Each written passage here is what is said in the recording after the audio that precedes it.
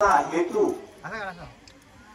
कोणत्याही कार्यक्रमाचा कार्यक्रम करण्यासाठी किंवा कार्यक्रम घडवण्यासाठी काहीतरी हेतू असतो। तो हेतू सर्वांनी समजून घेण्याचा आहे।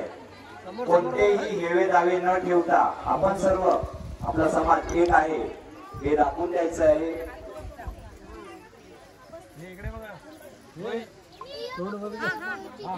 कारण एक कुटुंब सोसायटी मराठी प्राथमिक शाळा इयत्ता पहिली। सर्वप्रथम सर्वांना माझा नमस्कार। आज मी तुम्हाला डॉक्टर बाबासाहेब आंबेडकर यांच्या विषयी थोडीशी माहिती सांगणार आहे।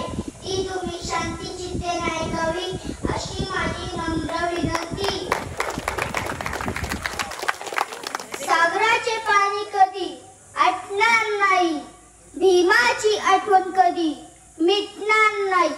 अरे एकच जन्म काय, हजार जन्म घेतले तरी आपल्याकडून डॉक्टर बाबासाहेब आंबेडकर यांचे उपकार कधी फिटणार नाही, यांचे उपकार कधी फिटणार नाही।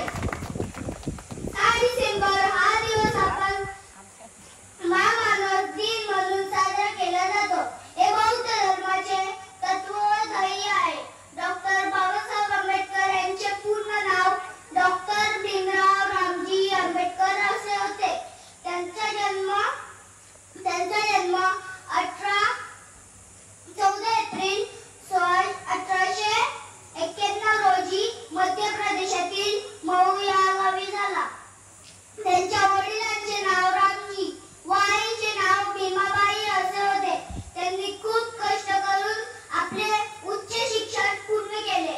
डॉक्टर बाबासाहेब आंबेडकर यांनी आपल्या बांधवांना शिका, संघटित व्हा व संघर्ष करा असा मोलाचा संदेश दिला।